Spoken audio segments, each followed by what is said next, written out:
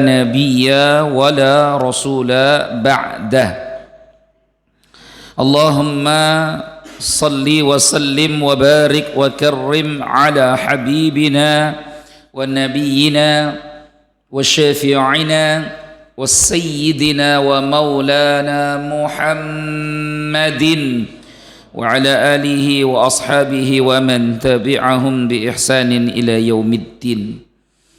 Amma ba'dah, hadirin hadirat kaum muslimin dan muslimat jamaah Masjid Miftahul Iman, semoga Allah subhanahu wa ta'ala memberkahi kita semua, amin ya rabbal alamin. Kita memuji Allah Rabb semesta alam atas segala nikmat yang Allah berikan kepada kita semua. Salawat beriringkan salam kita curah limpahkan pada Nabi besar Muhammad, pada keluarga, para ahli bait, para sahabat Nabi radhiyallahu alaihim ajma'in, serta umatnya yang mengikuti dengan ihsan hingga akhir zaman. Baik, kita akan lanjutkan ngaji kita sampai datangnya waktu Isya. Masih ngaji dari kitab Nidaatur Rahman li Ahlil Iman karya Syekh Muhammad Abdul Ati Buhairi, yaitu seruan Allah khusus bagi orang-orang yang beriman dalam Al-Quran. Terakhir kita telah mengkaji surah Ali Imran ayat 101 tentang peringatan Al-Quran agar tidak mengikuti orang-orang kafir. Ya ayyuhalladzina amanu in tuti'u fariqam minalladzina utul kitaba yaruddukum ba'da imanikum kafirin. Hai orang-orang yang beriman, jika seandainya kalian mematuhi, menaati, mengikuti ya sekelompok dari para ahli kitab, orang-orang kafir itu, niscaya mereka akan membuat kalian murtad setelah keimanan kalian.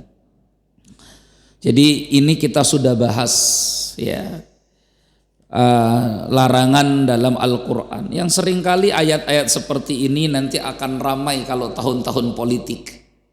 Ya, tapi kalau nggak tahun politik yo aman ini ya, karena nggak dikuring. Masing-masing ajaran punya prinsip sendiri-sendiri, termasuk ajaran agama kita Islam. Prinsipnya jelas, lakum dinukum waliyadin, gitu ya, termasuk juga dalam memilih pemimpin.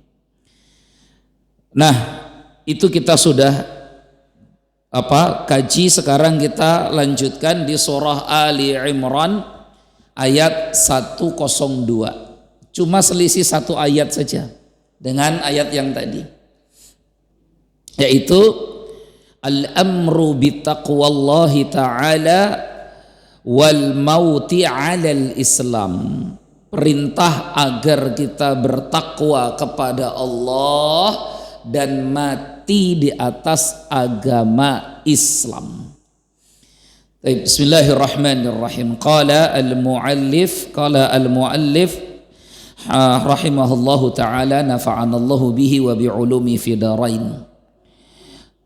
Allah berfirman, Bismillahirrahmanirrahim, ya ayyuhalladzina amanu taqullaha haqqa tuqatih wa la tamutunna illa wa antum muslimun.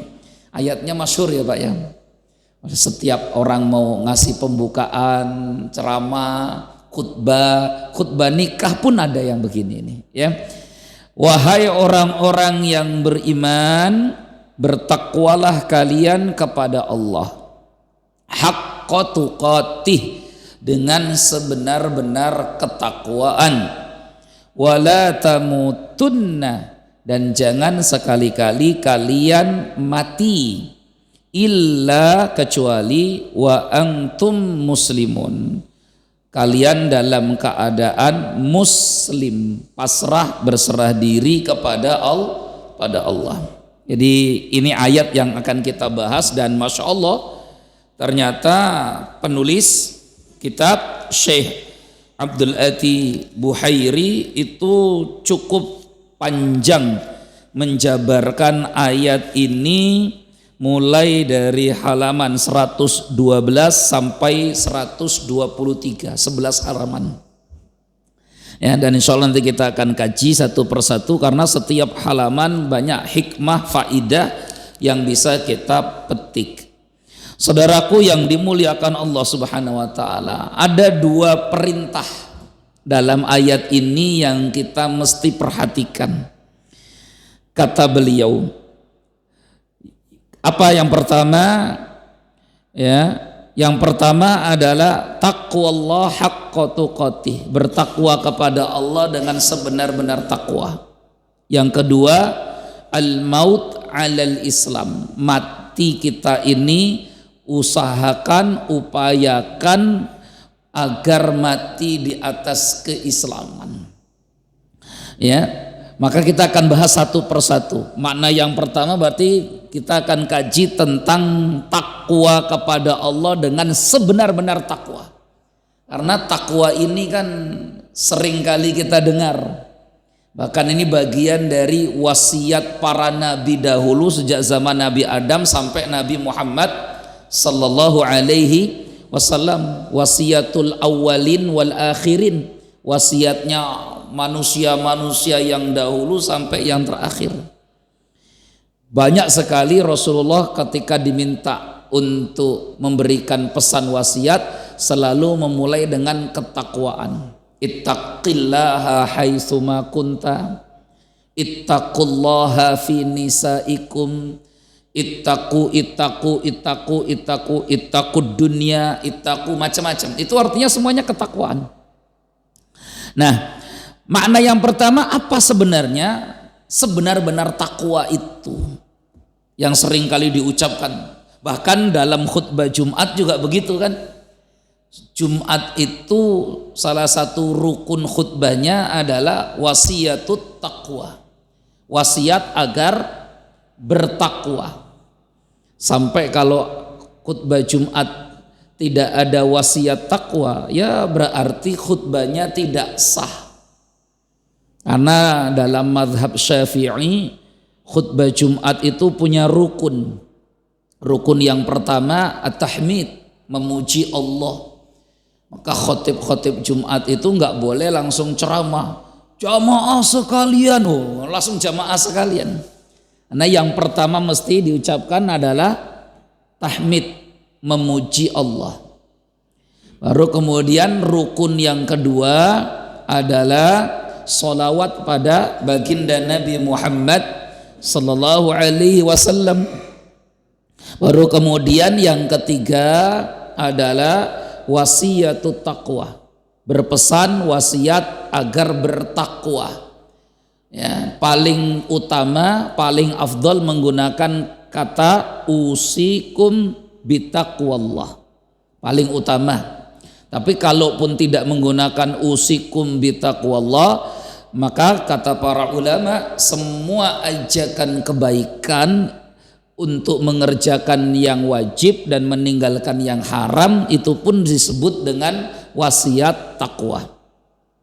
Yang keempat, qiraatun atau qiraatan ayatan minal Quran, membaca satu ayat minimal Al-Quranul Karim. Jadi minimal baca satu ayat dalam khutbah itu, sempurna ayatnya. Kalau nggak sempurna itu berarti bukan satu ayat, meskipun ayatnya panjang. Misalkan khotibnya baca ayat tentang hutang, ya ayyuhalladzina amanu idza tadayantum bidainin ila ajalin musamman faktubu sadaqallahul azim. Nah, itu bukan satu ayat itu ya, karena ayatnya kan panjang satu lembar, tapi dia baca cuma satu kalimat misalkan, itu bukan satu ayat. Masih mendingan inna a'toina kal kausar, itu satu ayat itu malah. Yang terakhir doa. Jadi 5 itu rukun khutbah Jumat. Makanya jamaah pengurus masjid itu mesti cek khotibnya ini baca rukun enggak. Paling aman itu baca buku. Kalau ada buku khutbah, jika dia tidak terbiasa berkhutbah Jumat. Tapi kalau dia sudah hafal aturan-aturannya, tidak harus runut, meskipun Imam Ar-Ramli, Ar-Rafi'i juga begitu berpendapat mesti runut, tapi Ibnu Hajar An-Nawawi mengatakan tak perlu runut. Yang penting 5-5-nya itu ada dalam khutbah Jumat. Gitu. Jadi pengurus masjid mesti faham itu. Jadi kalau ditanya tadi khotibnya ya rukun-rukun khutbahnya gimana? Malah tadi kayaknya nggak ada khutbah Pak. Loh kok bisa nggak ada khutbah? Ternyata bukan nggak ada khutbah. Wong dia sebelum Jumat sudah Bismika Allahumma ahya wa bismika amut. Jadi datang ke masjid itu salah baca doa dia Pak. Harusnya Allahumma ftahli abwaba rahmatika, malah ke masjid Bismika Allahumma ayo ke masjid malah numpang tidur. Jumatannya itu tidur. Itu kalau di sana, kalau di sini mah enggak ya. Sini mah enggak ada. Ada yang pas khutbah Jumat ngoroknya keras. Wah, ini malah numpang tidur ke masjid ini. Baik, jadi intinya wasiat takwa itu wasiat para nabi dan rasul. Nah, kemudian apa yang dimaksud dengan haqqa tuqatih? Penafsiran haqqa tuqatih, kalau kita buka kitab-kitab tafsir seperti Ibnu Katsir, Al-Qurtubi ya dan yang sebagainya, itu pasti menukil pendapat sahabat Nabi Ibnu Mas'ud radhiyallahu anhu. Kata Imam Ibnu Mas'ud tentang haqqa tuqati, sebenar-benar takwa maksudnya adalah an yuta'a fala yu'sa wa an yuzkar fala yunsa wa an yushkar fala yukfar. Orang yang bertakwa kepada Allah dengan sebenar-benar takwa itu, dia dalam hidupnya senantiasa mentaati Allah, tidak bermaksiat. Jadi Allah itu mesti ditaati, jangan dimaksiati. Jadi Allah mesti ditaati, jangan dimaksiati. Kita itu sama atasan kita, Bapak Ibu, yang gaji kita, yang mempekerjakan kita, padahal enggak beri kita hidup dan mati itu ya enggak. Cuma gur gaji kita, ngasih bulanan untuk kita, bahkan ada tambah sedikit lah oleh perusahaan, kadang tambahan asuransi untuk anak-anak kita. Itu taat nurutnya bukan main. Kalau sudah disuruh datang ke perusahaan, ke kantor jam 7.15 terlambat potong gaji. Itu jam 7 tet sudah di kantor Pak. Jam 7 tet. Perusahaan bilang apa? Jam 7.15. Datang jam berapa? Jam 7. Itu padahal memberi kita sedikit dari apa yang kita butuhkan. Ya gaji bulanan. Ya mungkin ada tambahan perusahaan kalau bagus, kalau baik tambah asuransi untuk keluarga. Itu udah bagus banget. Wong asuransi untuk kita yang kerja saja kadang nggak dapat. Kok ini dikasih untuk keluarga. Itu langsung. Allah itu beri kita rizki, beri oksigen gratis, nggak perlu bayar.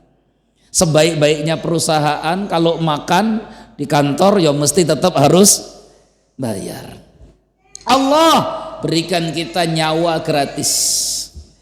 Terus Allah panggil kita ya jam 12 lewat 10 menit. Hayya 'alas shalah. Datangnya jam berapa Pak?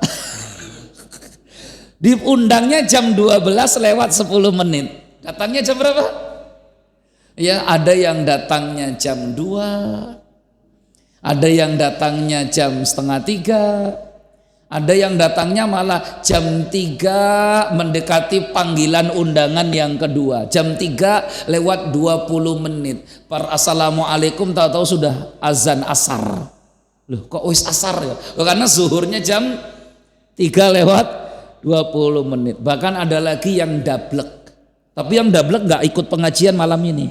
Itu yang diundang jam 12.10 sampai maghrib nggak datang-datang, Pak.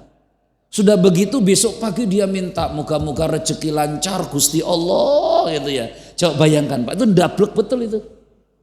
Dia sibuk nyari rezeki tapi lupa minta kepada yang memberi rezeki. Sibuk nyari rezeki tapi lupa pada yang memberi rezeki.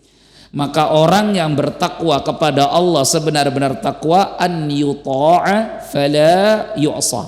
Allah itu ditaati, tidak boleh dimaksiati. Ya, kita melanggar peraturan tempat kerja saja takut, apalagi kalau sudah dapat SP. Nah, ini melanggar kewajiban perintah Allah malah jojong baik itu ya. Wah, ini ada yang salah berarti dengan hatinya.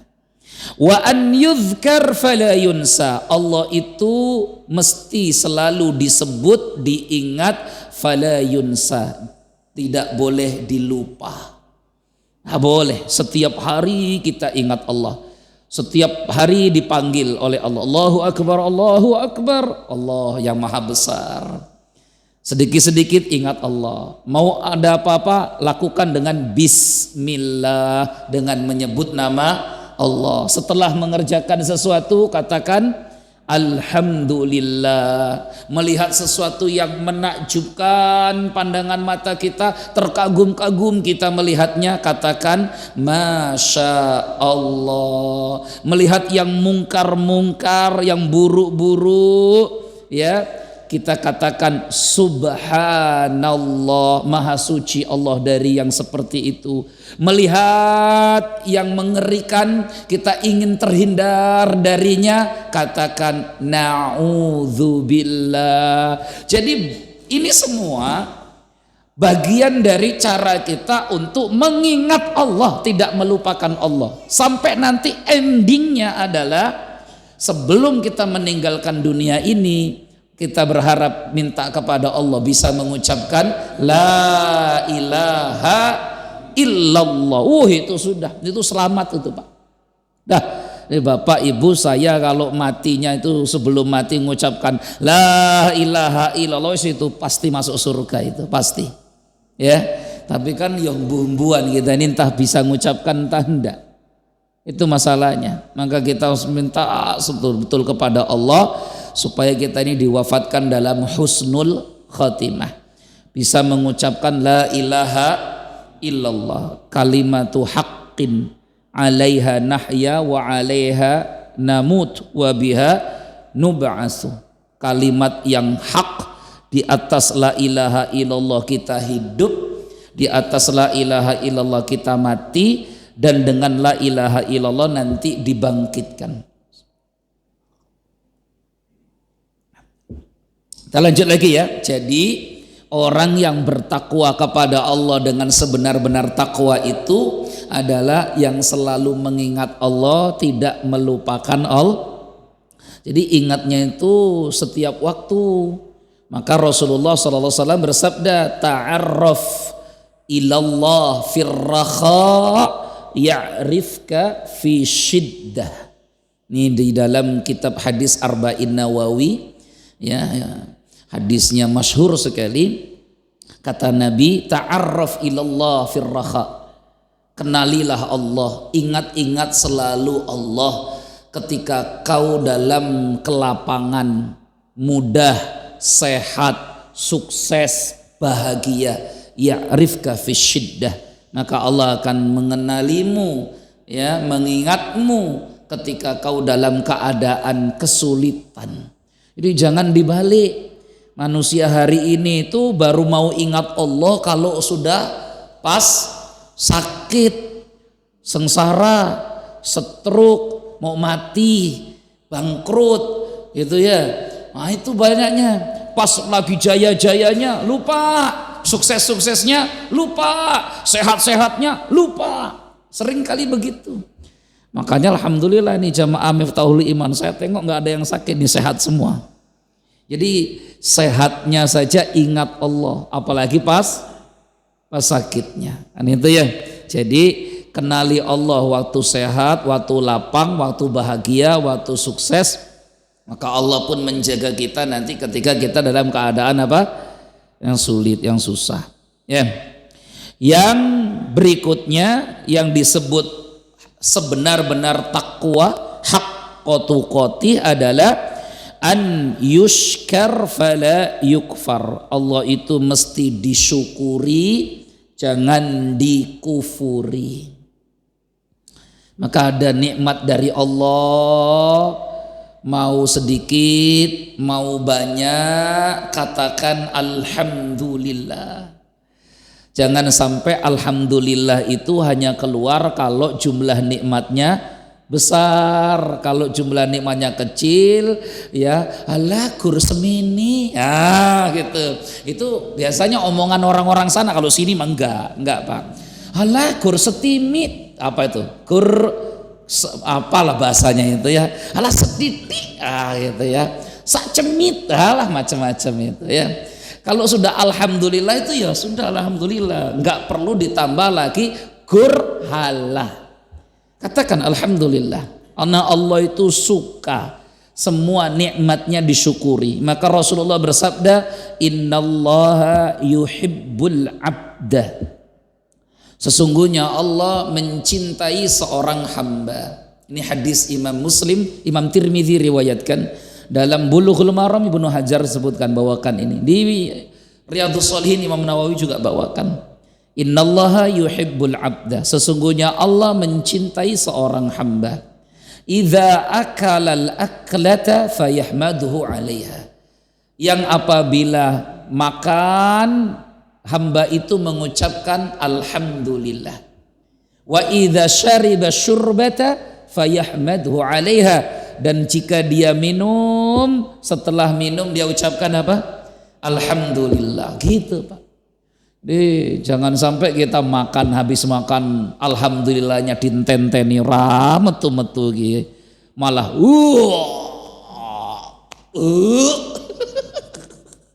ya. Nah, Allah tidak suka. Maka orang kalau sudah makan katakan alhamdulillah. Minum juga sama. Setelah minum katakan alhamdulillah. Ya, jangan habis minum cegluk, maknyus ya atau apa. Nah, katakan alhamdulillah. Alhamdulillah. Ya, Allah suka semua nikmatnya itu disyukuri. Karena nikmat Allah ini luar biasa, Pak. Luar biasa.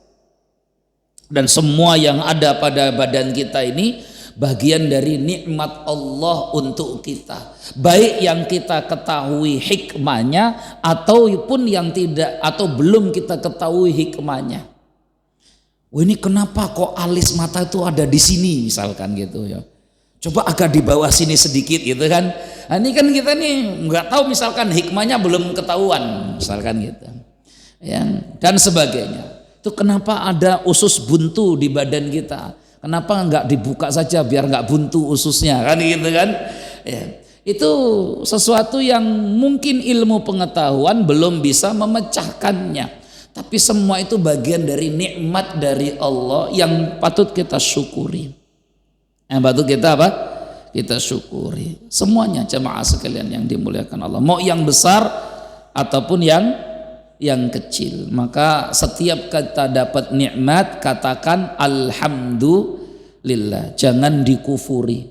Ya, kalimat kufur itu yaitu tadi salah satunya adalah seolah-olah mengingkari ini nikmat, ya nggak ada apa-apanya.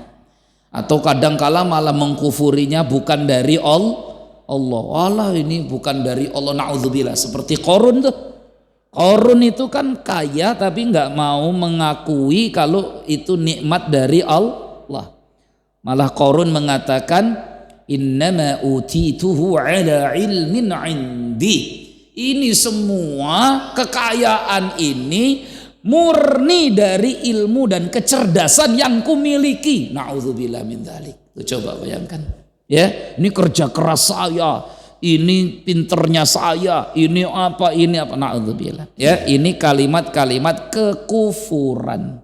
kalimat kekufuran. Jadi katakan alhamdulillah. Wih, kok anaknya ganteng amat sih Pak? Iya Bapak iso diisi, nggak boleh. Katakan alhamdulillah, ya, nikmat dari Allah. Alhamdulillah. Allah itu disyukuri, jangan dikufuri. Wallahu taala a'lam bissawab. Baik ya. Nah, ini takwa menurut Ibnu Mas'ud radhiyallahu an. Tapi para ulama ahli tafsir dalam kitab-kitab tafsir juga menyebutkan makna takwa menurut Ali bin Abi Thalib. Yang ini juga sangat masyhur. Nanti ada menurut Ubay bin Ka'ab. Jadi biasanya dalam kitab-kitab itu kalau membahas tentang takwa itu pasti tidak lepas dari 3 sahabat Nabi ini. Ibnu Mas'ud, Ali bin Abi Thalib dengan Ubay bin Ka'ab ketika menjelaskan apa sih yang dimaksud dengan takwa, sebenar-benar takwa. Ya, sebenar-benar takwa. Bukan takwa ya. Kalau takwa takut istri tua. Ini takwa. Ya, takwa. Laqad su'ila Ali ibnu Abi Thalib. Imam Ali bin Abi Thalib ditanya, "Mat taqwa?" Apa itu yang dimaksud dengan takwa wahai Ali bin Abi Thalib? Faqal, maka Ali bin Abi Thalib mengatakan, "At-taqwa huwa", takwa itu adalah al-khawfu bil jalil wal amalu bit tanzil wal qana'atu bil qalil wal isti'dadu li yaumir rahil. Jadi beda definisi tapi intinya sama. Kalau kata sahabat Ali bin Abi Thalib, menantu Rasulullah dan khulafa Rasyidin yang keempat, beliau mengatakan orang itu dikatakan sebenar-benar bertakwa kepada Allah kalau ada 4 ciri dalam dirinya. Ada 4 ciri dalam diri saya, diri ibu, diri bapak-bapak semua. Itulah sebenar-benar takwa.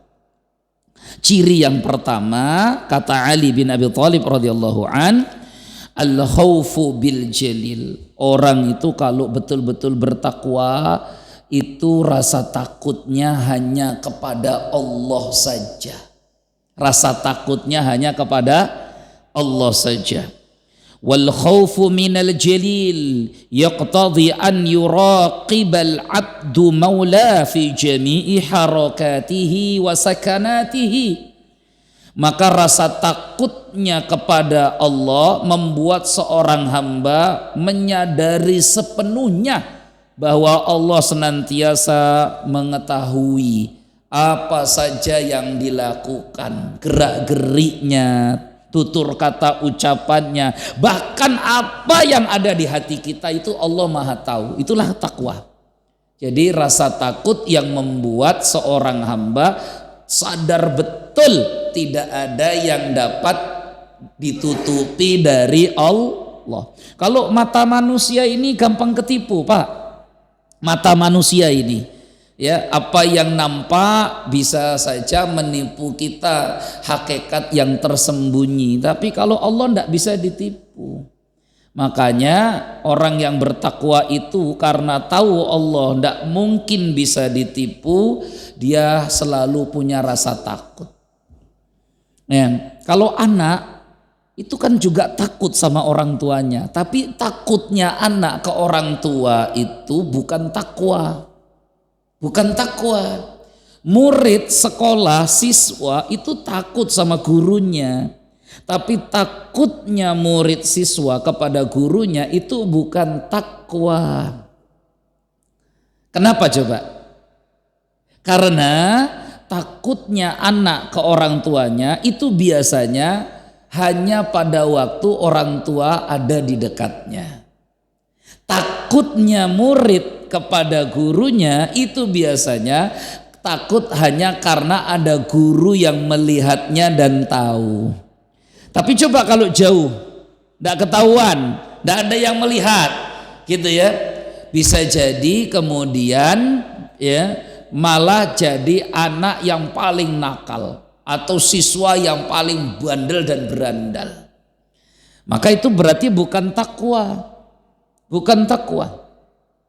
Berbeda dengan ketakwaan. Kalau takwa kepada Allah itu Bapak Ibu, mau di keramaian, mau ketika sendiri, dia tetap sama. Orang waktu ramai juga yo taat, jalankan ibadah. Waktu sendirian nggak ada yang kenal, nggak ada yang melihat, nggak ada yang dengar, juga yo sama, tetap. Ya, kok sampean nggak ke masjid Mas? Alah sekarang masjid lagi sepi bulan tua. Asalkan gitu. Lah kapan lagi ke masjid nanti kalau sudah rame? Apa artinya sholat kalau nggak ada yang lihat, Dik? Itu ya.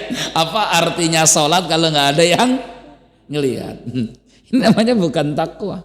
Orang takwa itu mau orang melihat atau ndak lihat, mau orang tahu atau ndak tahu, yo sama seperti itulah dirinya.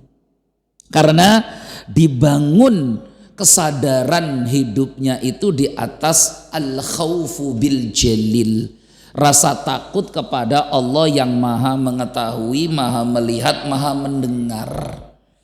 Makanya anak-anak kita ini Bapak Ibu, supaya kita didik mereka jadi anak yang bertakwa, itu fahamkan asma Allah al-husna, as-sami' al-basir al-alim.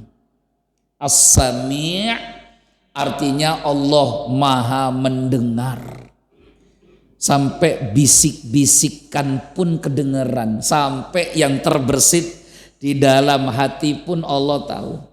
Al-basir, Allah maha melihat. Semua, bahkan yang tertutup-tutup sampai perimpen pun Allah maha tahu, maha melihat. Al-alim itu Allah maha mengetahui. Itu tiga itu Pak.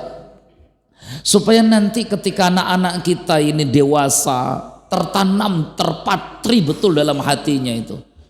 Oh kalau nanti jadi pejabat yang sadar betul bahwa Allah itu sami' maha mendengar, basir maha melihat, alim maha mengetahui.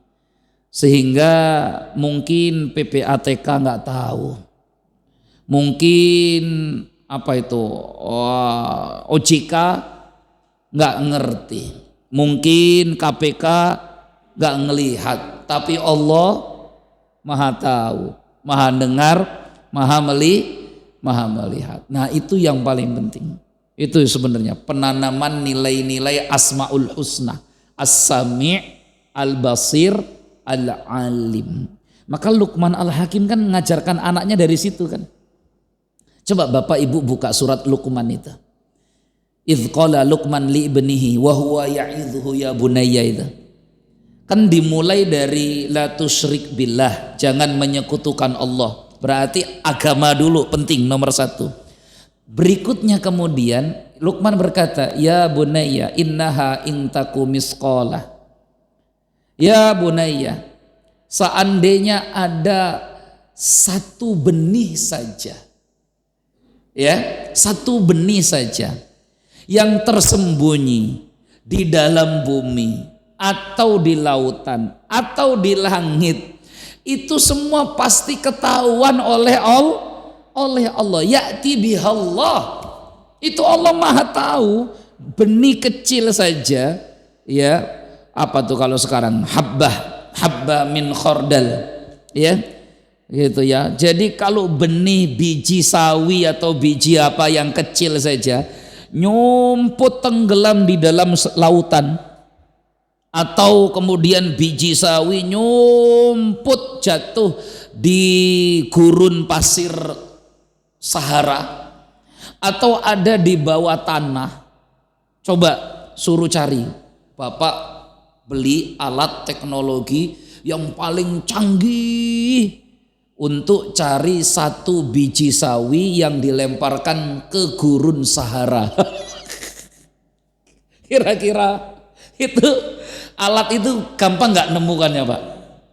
Belum tentu ketemu, wong kadang ada itu yang black box ya, yang kotak hitam pesawat yang memancarkan sinyal saja kalau tenggelam ke dalam samudra bisa saja nggak ketemu. Allah membuat permisalan itu seperti itu.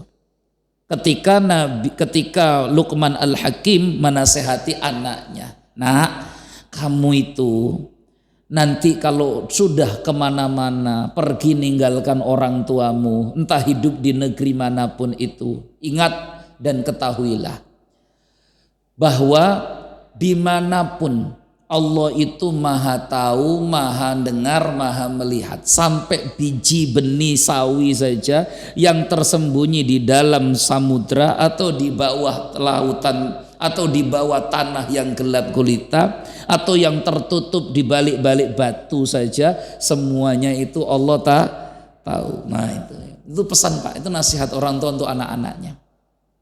Dititipi yang begitu. Karena kadang kan mohon maaf Pak, sekarang ini ya Allah berat betul kita ini ujian besarkan anak, apalagi anak perempuan. Ya, apalagi anak perempuan. Gitu. Kadang sekarang nikah masih sekolah, tapi perutnya sudah besar. Kalau nggak dinikahkan aib, dinikahkan belum selesai sekolahnya malah bingungkan semua. Itu semuanya berangkat dari satu pergaulan yang tidak diawasi oleh orang tuanya. Yang kedua karena tadi penanaman nilai-nilai tauhid yang penanaman nilai-nilai tauhid yang lemah dari keluarganya ke anak. Nggak ditanamkan rasa takut kepada Allah, takwa dan sebagainya. Ini rasa takut.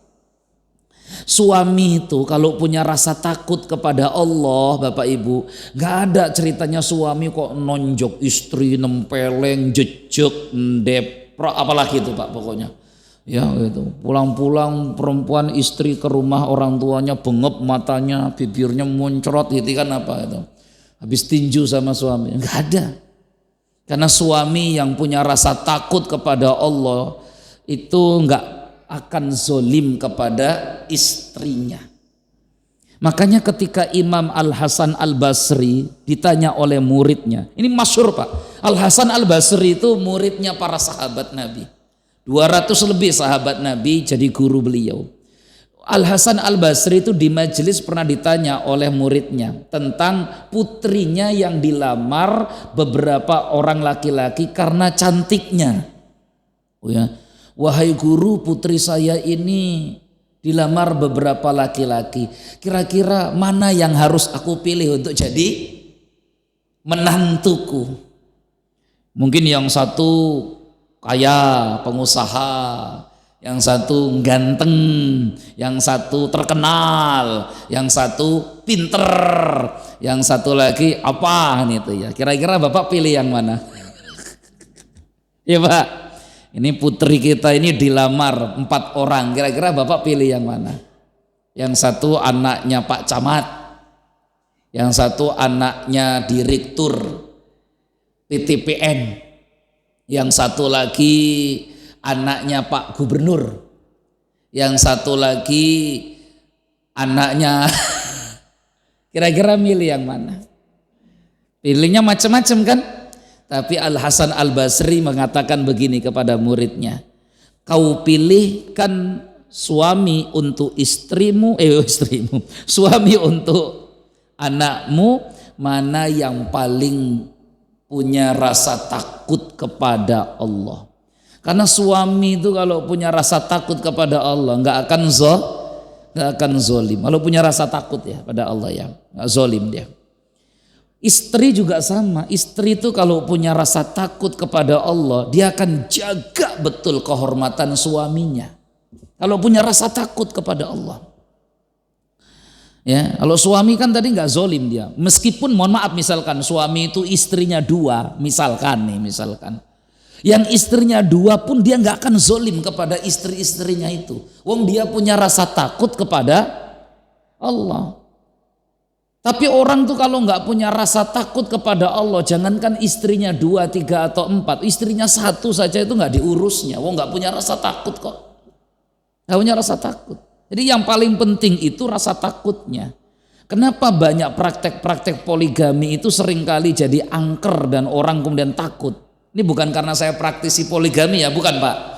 Bukan, tapi karena tadi banyak yang mempraktekkannya itu bukan didasari rasa takut kepada Allah. Akhirnya yang sering terjadi adalah kezoliman. Itu yang sering terjadi, kezoliman. Coba kalau punya rasa takut semua pada Allah, adil seadil-adilnya, misalkan adil dalam nafkah, adil dalam mabit, adil dalam tempat tinggal, itu insya Allah. Baik ya, kita balik lagi ke sini. Gak usah ngomongin poligami. Panas tadi. Kita lanjut lagi. Jadi itu ya, anak itu kalau punya rasa takut kepada Allah, nggak mungkin ada anak kok kemudian bentak orang tuanya. Apalagi sampai mukul, nendang. Ada video anak nendang mukul orang tuanya. Ya Allah, na'udzubillah. Semua, termasuk pemimpin negara, politisi, kalau punya rasa takut dia kepada Allah betul-betul, yo dia nggak akan zolim, ya itu. Karena rasa takutnya kepada Allah, ini haknya siapa ini? Nggak boleh, pokoknya wah ini dibekukan. Salah satu kebijakan yang zolim itu kan membekukan rekening itu Pak. Itu zolim Pak, betul. Ya saya bilang itu zolim. Ya meskipun ada rekening-rekening yang dimanfaatkan untuk judol dan sebagainya, itu kan gampang saja dideteksinya, itu mudah banget. Mereka punya sistem kok. Oh itu karena kerjasama dengan oknum-oknum yang nakal. Ya oknum yang nakalnya itu yang disikat, gampang banget kok kita itu sebenarnya. Tanpa harus menutup, memblokir orang-orang itu. Karena ini pengalaman saya kemarin hari Jumat itu ke ATM. Terus ada bapak-bapak, kok nggak bisa yo Pak?